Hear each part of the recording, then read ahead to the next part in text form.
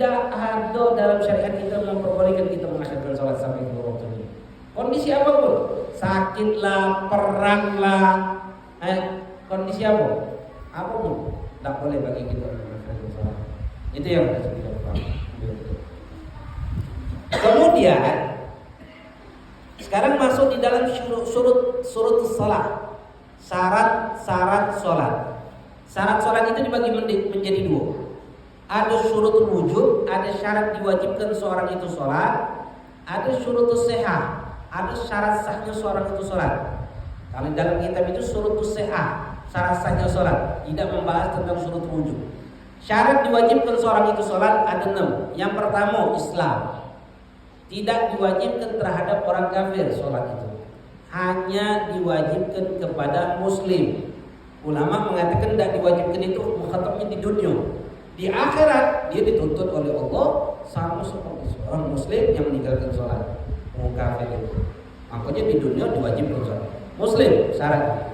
Begitu juga murtad, berbeda murtad. Beda kafir asli dengan murtad itu beda hukum. Kalau murtad wajib dia untuk sholat, wajib kembali kepada Islam, dia wajib sholat. Beda kalau kafir asli. Kalau kafir asli tidak diwajibkan sama sekali di dunia.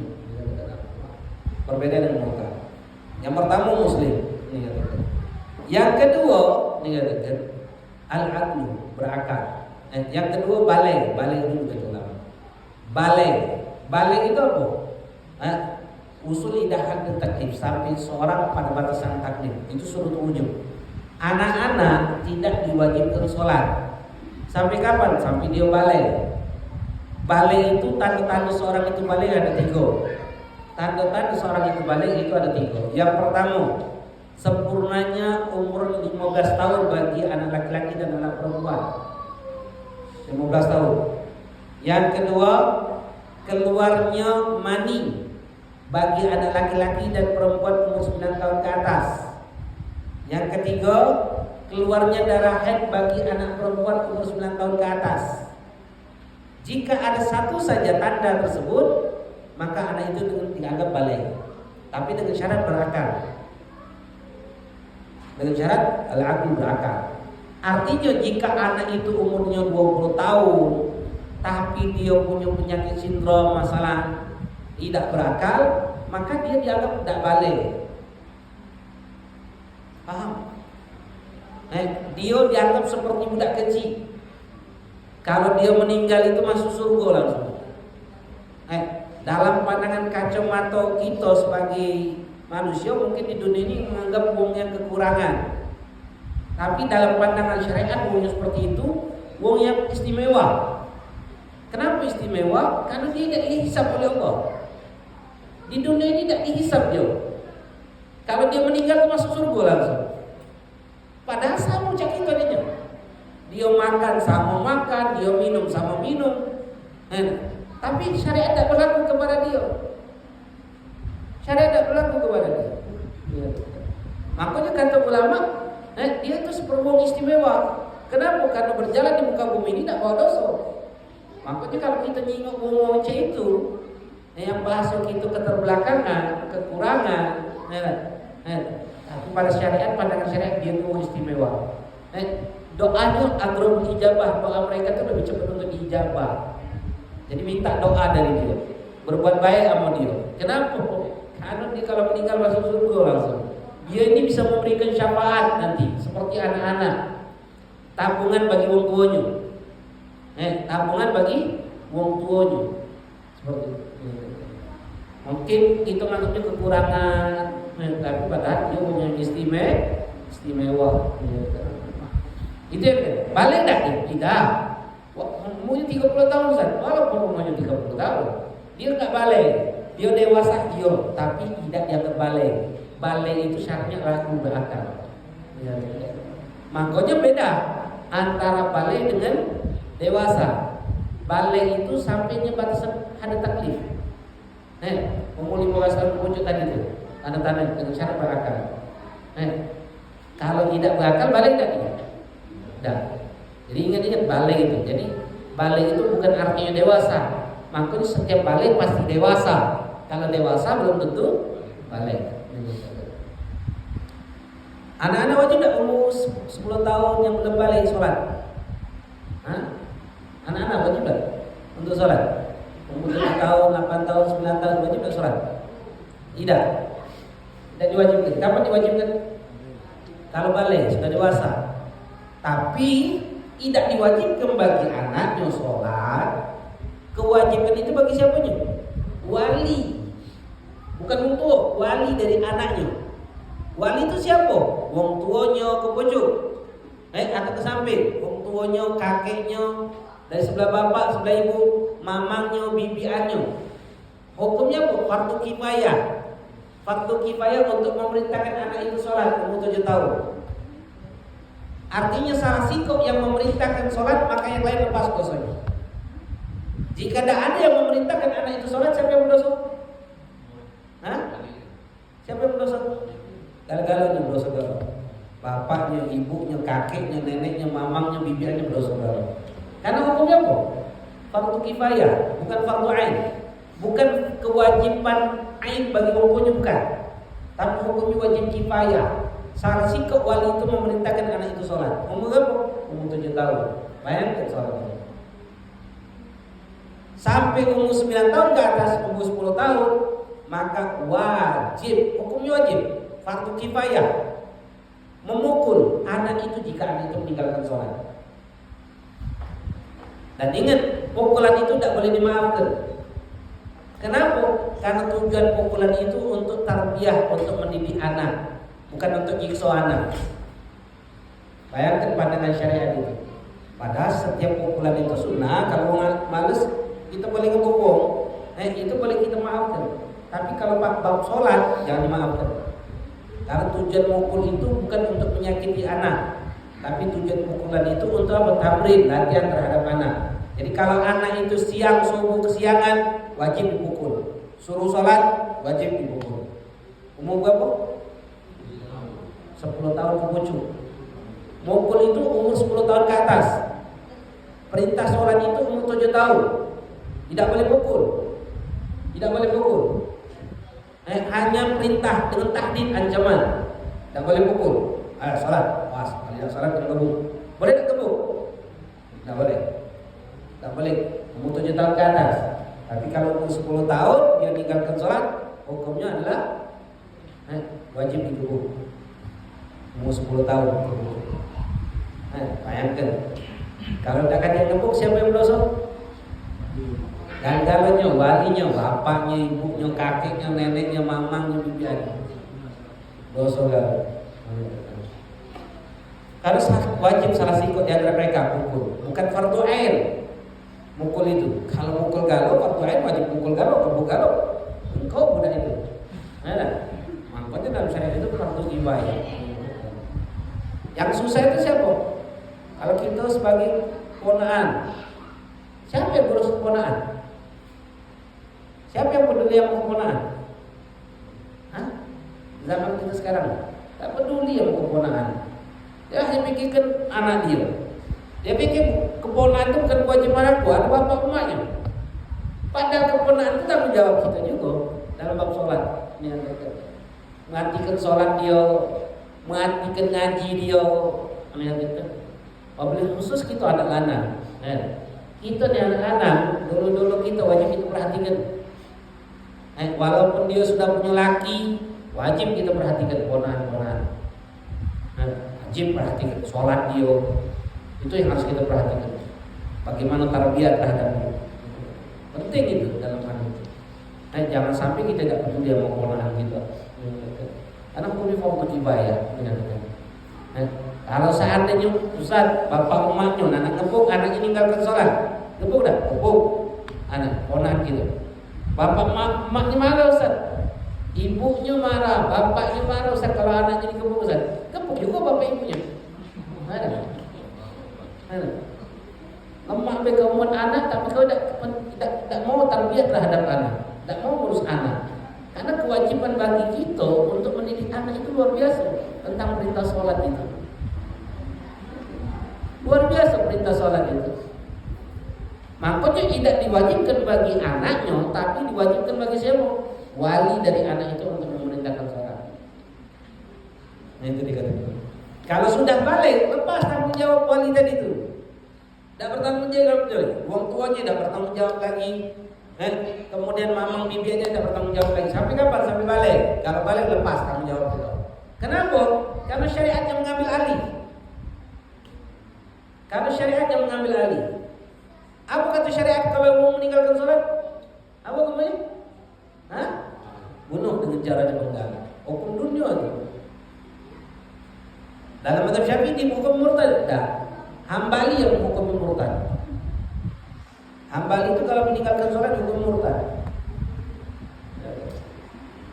Nah, Syafi'i tidak dihukum murtad. Hambali dibunuh dengan cara hukum murtad, Syafi'i dibunuh dengan cara hukum muslim. Tapi ada aturan, siapa yang bunuh? Bukan kita, pemerintahan. Kalau tidak ditegakkan di dunia, pasti Allah tegakkan nanti di akhirat. Jadi masalah sholat itu bukan masalah sepele dalam syariat. Pandangan agama terhadap orang yang meninggalkan sholat bukan masalah becak wong mabok. Wong mabok itu cuma cambuk 40 kali. Malik letak tangannya. Tapi kalau meninggalkan sholat, haddan penggal kepalanya. Jadi kalau sholat itu hal yang sangat dipentingkan dalam pandangan agama kita. Sholat itu makanya jadikan rukun Islam yang kedua. Hal yang pertama kali yang akan ditanyakan oleh Allah di alam kubur itu adalah masalah sholat. Jadi sangat-sangat penting masalah sholat itu. Jadi jangan pernah menganggap remeh tentang masalah sholat. Jangan pernah. Perhatian terhadap sholat. Ini yang kedua, kewajiban seorang itu sholat. Yang pertama Islam, yang kedua balik, yang ketiga al-aqli berakal. Selagi akal masih ada, wajib bagi dia sholat. Boleh tak akhir ke sholat? Tak boleh bagi dia mengakhirkan sholat. Selagi akal masih ada, wajib bagi dia untuk sholat. Tapi kalau lepas akalnya hilang, maka lepas kewajiban sholat. Baca tegak, sholat tegak. Tak mampu duduk, tak mampu tidur miring, tak mampu terlentang. Selagi akal masih ada, lepas tak perintah sholat? Tidak. Beb sakit, kapal segala macam, wajib tak sholat? Wajib. Wabil khusus yang sakit. Apalagi kalau kondisi dia sakit. Karena kita ini kan hidup kita ini dilihat endingnya. Akhir hidup kita ini, dalam hidup kita. Dalam pandangan syariat, yang dilihat oleh Allah itu akhir hidup kita. Wong yang baik di mata Allah itu adalah wong yang baik ketika kematiannya husnul khatimah. Jadi dalam pandangan kita ini kita hanya bisa husnudzon, prasangka baik kepada Allah, tapi kita tidak baca prasangka baik terhadap diri kita. Tidak bisa. Jadi jangan pernah merasa aman akan akhir hidup kita. Makanya mereka orang-orang salihin sangat-sangat takut akan kematian terhadap mereka, sehingga mereka itu menjaga diri mereka jangan melakukan kemaksiatan, karena takut ketika mereka melakukan maksiat mereka dimatikan dalam keadaan suul khatimah. Makanya hadis banyak riwayat sampai Rasulullah SAW mengatakan apa? Jika ada orang yang melakukan amal ketaatan ibadahnya bagaikan antara dia dengan surga itu tinggal sejengkal, tapi dia melakukan hal yang menentang perintah Allah, kemudian dia bermaksiat kepada Allah, lalu Allah matikan dia, maka dia dalam keadaan masuk neraka. Atau sebaliknya kata Rasulullah, jika ada orang melakukan kemaksiatan bagikan antara dia dan neraka itu tinggal sejengkal, kata Rasulullah, tapi dia melakukan ketaatan kepada Allah, kemudian mati dalam keadaan ketaat itu, maka dia dimasukkan dalam surga. Makanya kita tidak pacak menghukumi Allah, tidak pacak kita nak suudzon Allah. Tidak boleh prasangka buruk Allah itu. Yang harus kita lakukan husnudzon, prasangka baik sama makhluk. Dan kita tak pacak prasangka baik terhadap diri kita sendiri. Kita mau bikin ayat, aku ni mau baik, nanti masuk baik ini. Dah ada yang boleh. Karena tidak ada kemungkinan itu. Kita tidak ada yang pernah tahu keadaan kita ketika kita mati. Makanya wong baik adalah wong yang baik di mata Allah. Wong yang buruk adalah wong yang buruk di mata Allah. Kebaikan dan keburukan di mata Allah itu kapan dilihatnya? Akhir hidup dia. Kalau dia mati dalam keadaan husnul khatimah, dia baik di mata Allah. Kalau dia mati dalam keadaan su'ul khatimah, dia buruk di mata Allah. Sedangkan husnul khatimah, mati baik, su'ul khatimah, mati buruk itu tidak ada yang tahu kecuali hanya Allah.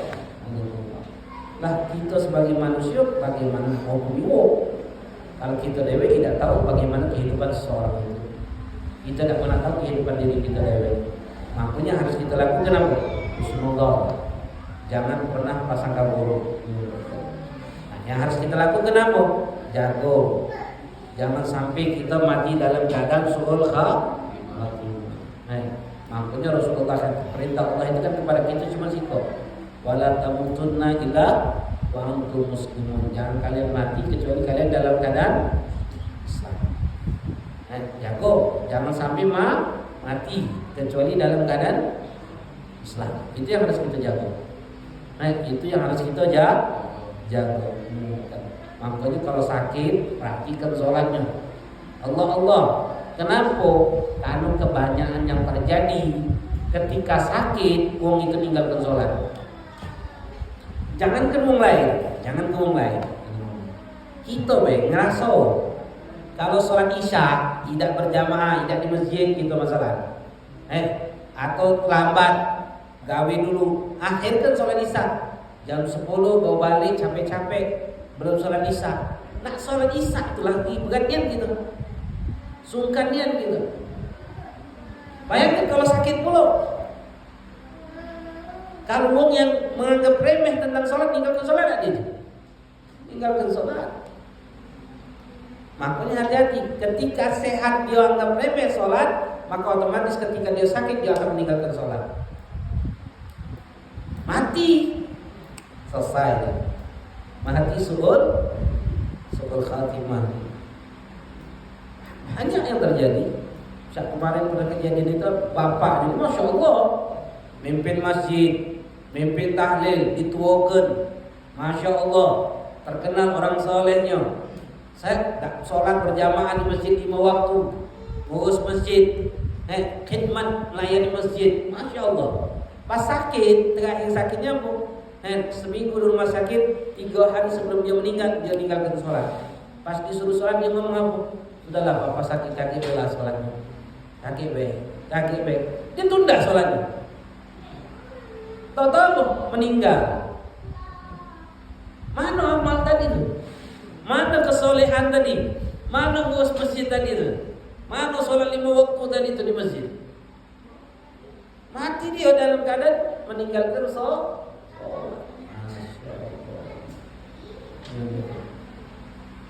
Oh hati-hati, hati-hati. Makanya wanti-wanti kalau kita sakit, sering-sering pesen-pesen sama anak bini kita, melaki kita, perhatikan sholat aku. Karena orang sakit itu kadang tidak mementingkan untuk sholat. Uang sakit kadang sudahlah kaki bela. Dia dewek. Anak berapa kali ngalamin itu? Namanya orang siapa? Anak suruh sholat. Belum sholat. Kaki bela sakit. Ayo sholat sekarang, sholat. Ayo, wudhu. Sholat. Kaki bela, tidak sekarang, sholat. Tak boleh kayak, boleh. Sholat. Anak sakit, tak apa? Ya anak ibu. Baru nak sholat ni. Bayangkan. Biasa sholat jadi, wong yang biasa sholat, pas sakit, anggap remeh tentang rasa sholat. Anak ngomong kalau itu mati, Masya Allah. Sampai anak kejadian ini, anak punya kawan tertusuk leher, besi apa untuk coran itu, nyampak kena lehernya, nembus ini, cabutnya, bawa ke rumah sakit, keluar darah. Dari mulutnya keluar darah, dari hidungnya keluar darah, keluar darah kan. Sampai anak datang ke rumah sakit sebelum operasi itu, anak ngomong, sholat menjadi. Nah operasi ini, zuhur ngasar itu belum sholat itu, belum ada katanya, belum sholat, zuhur ngasar belum sholat zuhur habis sholat asar. Pas anak juga sholat apa yang terjadi? Ibunya agama. Sudahlah Ustaz, biarlah Ustaz, sakit ini. Tak nyingok, keluarga lo, mau tetangga lo. Tidak sah juga. Anak rajin sholat. Sampai ada ngomong, nak maghrib mau nak operasi. Maghrib mau nak operasi, ada ngomong sholat zuhur. Nah, biarlah, dasar dengan ke ibu ente ya. Dasar dengan ke, sholat. Akhirnya ada sepaksa sholat. Dalam kondisi tidak baca wudu, tidak apa, tayamum, tidak baca tayamum untuk sholat. Sholat kan kondisi, sholat duduk, tidak baca duduk kepalanya, tidak apa, jadi ini syarat. Wajib sholat, boleh tak meninggalkan sholat? Tak boleh, tak boleh. Bayangkan, tidak boleh meninggalkan sholat itu. Nak kondisi apa pun tak boleh meninggalkan sholat. Mengakhirkan sholat kaki itu tidak boleh kecuali 4 tadi nah. Ketiduran, kelumpuhan, jamak takhir, atau karena dipaksa. Baru boleh mengakhirkan sholat. Kalau meninggalkan sholat mati dia, masya Allah. Siapa nak menyelamatkan dia? Tidak ada yang bisa menyelamatkan dia. Makanya wanti-wanti gitu. Allah, wabil khusus ketika sakit, jangan sampai meninggalkan sholat, jangan sampai meninggalkan sholat. Islam balai berakal, selagi ada akal wajib sholat. Yang keempat, nago anil haid wa nifas, suci daripada haid dan nifas. Perempuan dalam keadaan haid dan nifas lepas kewajiban sholat, tapi ketika dia suci, dia wajib sholat. Dan dia wajib sholat yang bisa dijamak dalam waktu itu. Contoh, dia haid, jam 6 adzan maghrib, atau jam 3 adzan asar. Jam 3 kurang 5 menit dia suci. Jam 3 kurang 5 menit dia suci. Berarti sholat zuhurnya mungkin tidak di waktu zuhur. Tidak, dia mandi, dia sholat asar, dia sholat zuhur. Kenapa? Karena sucinya jam 3. Begitu juga jam 6 adzan maghrib. Jam 6 kurang 5 menit dia suci. Sempat dia mandi untuk sholatnya? Tidak sempat. Dia mandi, masuk waktu maghrib, dia sholat apa? Zuhur dengan asar. Bukan asar B. Karena sholat ini bisa dijamak. Ingat, kalau suci di waktu asar, dia wajib sholat zuhur dengan asar. Bukan asar B. Ingat itu. Kalau dia suci di waktu asar, dia wajib sholat zuhur dengan asar. Kalau suci di waktu maghrib, dia sholat maghrib. Kalau suci di waktu isya, dia sholat maghrib dengan isya. Karena sholat ini bisa dijamak.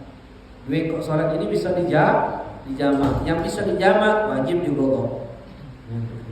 Selain itu wajib tidak godok? Tidak. Karena perempuan haid dan nifas itu tidak diwajibkan bagi dia untuk sholat, lepas kewajiban sholat. Makanya kalau ada koma,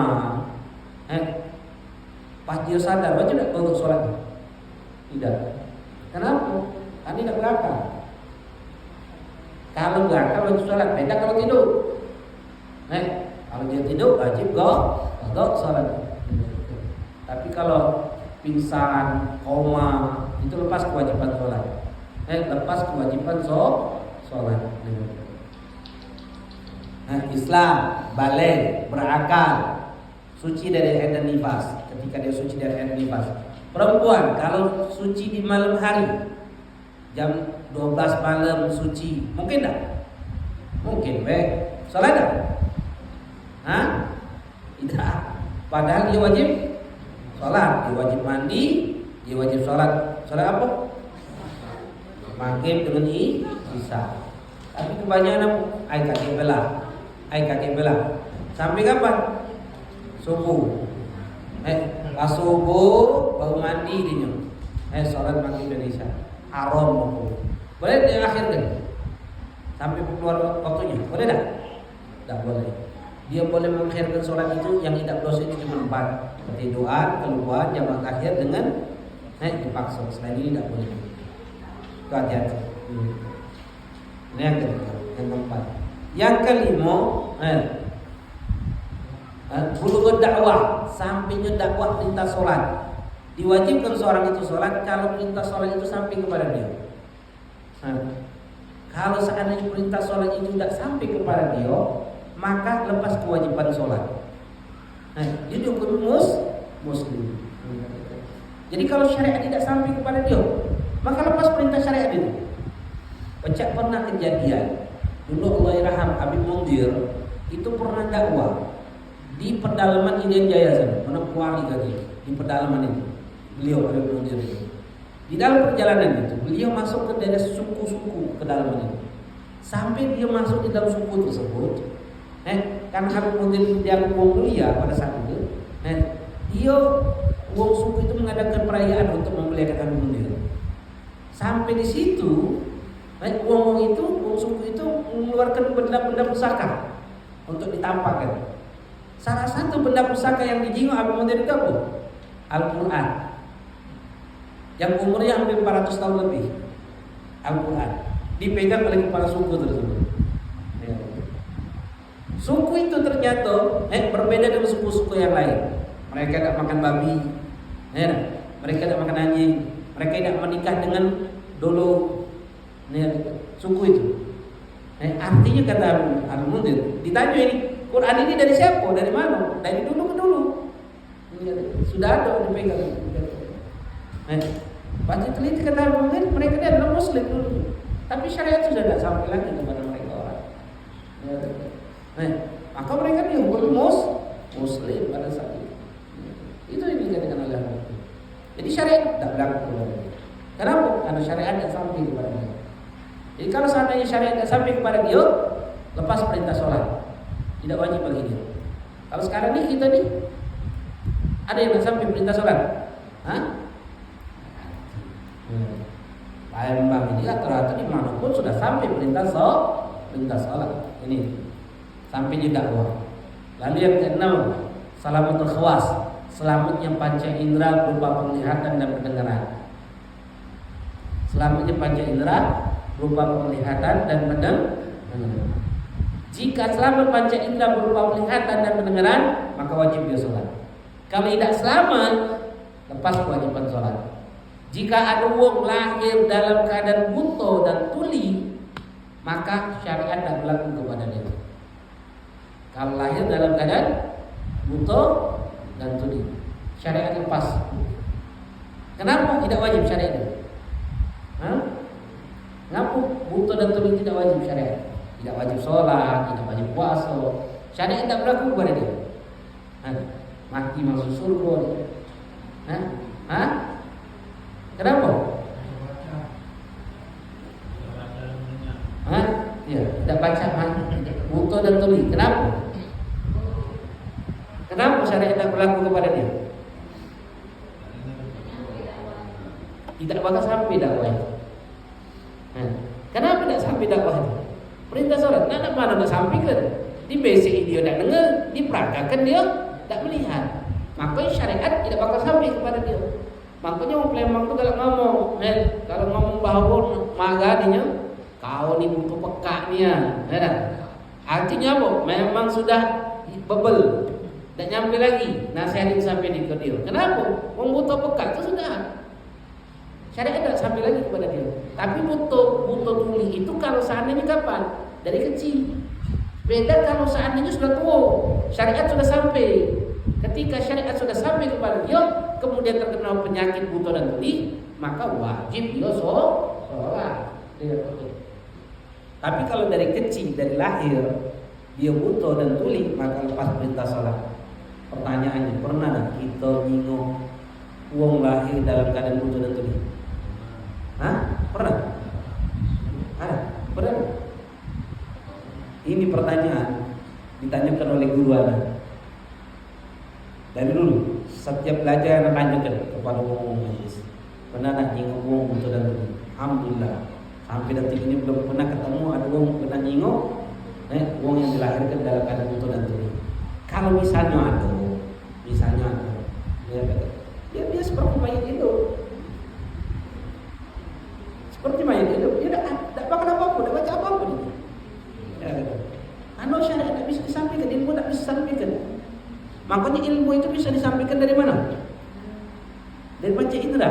Makanya panca indera itu alat untuk menyerap ilmu, alat untuk menyerap pengetahuan. Panca indera, penglihatan, pendengaran, penciuman, peraba, perasa ini alat untuk menyerap ilmu.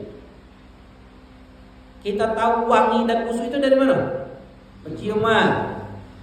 Kita tahu warna-warni, cantik, buruk, ganteng, hitam putih dari mana? Penglihatan. Kita tahu suara burung, suara ini, suara itu dari mana? Dengaran. Tahu rasa manis pahit itu dari mana? Rasa. Tahu kasar halus itu dari mana? Peraba. Pengetahuan. Karena pengetahuan ini akan menyerap ilmu dan akan mengeluarkan tindakan. Akal. Kenapa kita dinamakan akal itu apa? Akal itu sifat garizia, sifat tabiat manusia yang mengikuti ilmu. Sifat tabiat manusia yang mengikuti ilmu. Ilmu yang didapat daripada ilmu darurat. Ketika selamatnya panca indera tanpa dipelajari. Ilmu itu tahu dewe tanpa dipelajari. Daripada alat ilmu ini, panca indera tersebut. Alat ini menyerap ilmu. Jadi akal itu akan mengikuti kepada ilmu. Akal, sifat tabiat manusia itu akan mengikuti ilmu. Ilmu dari panca indera tersebut.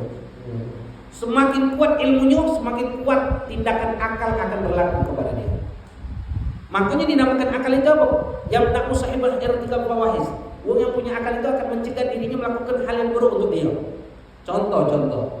Kalau disuruh milih nasi telur atau nasi gendang, milih apa? Nah, itu akal. Akal itu akan melakukan tindakan. Tindakan yang kita lakukan ini sesuai akal. Melakukan atau meninggalkan, berbuat atau tidak, itu akal.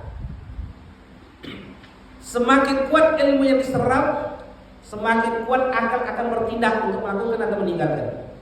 Aduh, disuruh milih telur dengan kambing, dia milih telur. Kenapa? Karena kata dokter dia ini kena penyakit darah tinggi, tak boleh makan daging-dagingan, bahaya kalau makan daging ini.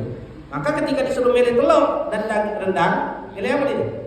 Telur. Kenapa? Ada doktrin baru, ada ilmu yang masuk, yang mengeluarkan tindakan dia milih telur. Paham? Setiap tindakan melakukan berbuat itu tergantung akal. Akal ini tergantung ilmu. Semakin kuat ilmu menguasai akal, maka tindakan ini akan sesuai dengan ilmu. Semakin lemah ilmu ini, maka akal yang akan bertindak, tidak nurut kepada ilmu. Contoh. Perbedaan ilmu dengan akal. Contoh. Ilmu, contoh rokok. Rokok itu ilmunya, pengetahuannya baik atau buruk? Menimbulkan penyakit atau tidak? Kesehatan? Penyakit, apa penyakitnya?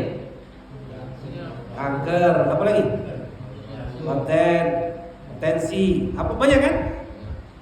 Banyak kan? Semuanya ilmu itu. Itu ilmu. Masih tak merokok? Ngapa? Akalnya lebih kuat dari ilmu. Paham? Akalnya lebih kuat dari ilmu. Tapi kalau orang yang merokok itu didoktrin seperti ini, ikutin yang merokok itu. Saya bulan bin bulan, demi Allah, demi Rasulullah, pegang Quran dulu.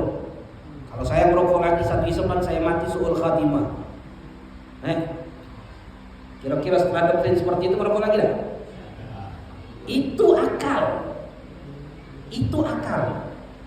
Akal itu akan selalu bertindak untuk mencegah dirinya melakukan keburukan. Itu akal namanya. Dan akal itu akan sesuai dengan ilmu yang doktrinnya masuk. Kita dalam kehidupan dunia ini, tindakan kita ini dua. Sisi dunia atau sisi akhirat. Kita, contoh, di dalam sisi dunia, kita hanya mengenal apa? Tambahan kalian. Sisi akhirat, mengenal dengan bagian. Di sisi dunia tidak kenal yang namanya bagian. Maka kita kenalnya apa? Tambah kali. Dalam sisi dunia tidak pernah berpikir untuk berbagi. Pernah berbagi? Dah, ngapok kalau sisi dunia kita berpikir apa? Semakin tambah, semakin banyak. Kalau bagi, berkurang. Siapa yang ngajarkan untuk berbagi? Akhirat, doktrin akhirat. Semakin banyak berbagi itu akhirat. Tak ada dunia ini berpikir itu berbagi itu akan bertambah, itu tidak ada. Hanya akhirat yang mengatakan kau berbanyak bal yazdad, kata Rasulullah. Justru kau akan bertambah. Di dalam tindakan kita untuk berbagi atau tidak itu akal. Mana yang lebih kuat? Kalau tidak berbagi gitu. Tergantung, semakin kuat doktrin akhirat, semakin mau berbagi. Semakin lemah doktrin akhirat, mau tidak berbagi? Tidak mau berbagi. Maka kita ini butuh doktrin agama, butuh duduk majlis taklim. Kenapa? Karena ada doktrin-doktrin agama yang akhirnya akan melakukan tindakan setelah itu. Tindakan itu siapapun kita, jika kita menjadi istri kita akan menjadi istri salehah. Jika dia menjadi suami, maka tindakan dia akan menjadi suami yang soleh. Jika dia menjadi anak yang soleh. Jika dia menjadi wong tua yang amanat terhadap anak-anaknya. Kenapa? Doktrin akhirat lebih kuat. Makanya duduk majlis itu penting itu. Mendengarkan nasihat-nasihat itu penting. Kenapa? Karena itu akan menjadi doktrin diri kita untuk bertindak seperti tindakan akhirat. Doktrin yang paling kuat untuk merubah karakter kita doktrin apa? Dengarkan. Doktrin yang paling kuat yang akan merubah karakter kita menjadi karakter yang lebih baik itu doktrin al-maut, kematian. Sering-sering mikirkan mati. Sering-sering nyinggung mati. Sering-sering ke kuburan. Sering-sering mikirkan bermain dengan kematian, sering-sering. Masuk, bermain itu macam mana kematian itu? Masuk bawa ranjang, tutup remote, gelap-gelap. Pikirkan kalau mati siapa yang nolong.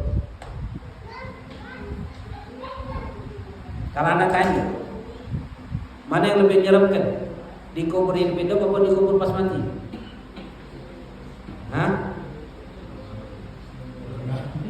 Dikubur hidup atau dikubur pas mati? Yang lebih menyeramkan? Dikubur pas mati itu lebih menyeramkan daripada dikubur hidup.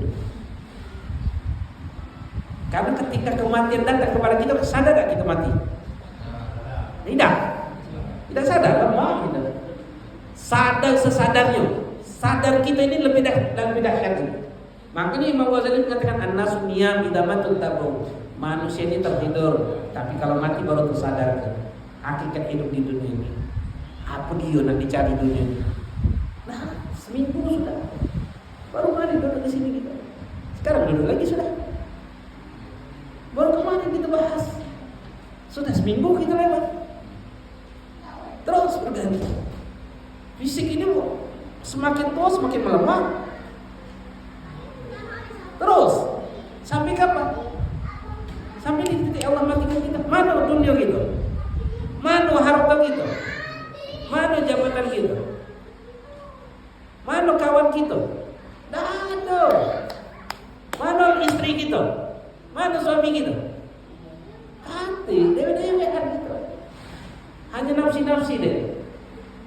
Mana yang nolong kita? Dekati. Dewean itu. Kita menyadari. Sama seperti kesadaran kita saat ini. Sama seperti kita dikubur hidup-hidup. Tidak ada bedanya. Dikubur mati itu lebih menyeramkan daripada dikubur hidup-hidup. Kenapa? Kalau pas mati itu dahsyat gitu. Rasa takut itu luar biasa. Lebih rasa takut dibandingkan kita dikubur hidup-hidup. Ada kemungkinan hidup, ada kemungkinan selamat. Tapi kalau dikubur mati tidak ada kemungkinan lagi untuk hidup. Masya Allah. Makanya sekali-sekali main-main. Tentu muslimun pikir ke dalam siapa yang menolong? Sebentar lagi malaikat datang. Lari 7 langkah orang berbalik, malaikat menanya ke datang. Ketika ditanya man rabbuka, siapa Tuhan kau? Kau diam. Kalau sekarang masih hidup aja jawab Allah. Tapi kalau sudah mati, aman. Anda jawab. Jawab. Siapa yang nolong kita? Mati. Kamu pikirlah tentang mati. Makanya orang-orang soleh itu buat galian di kuburan mereka, di rumah mereka.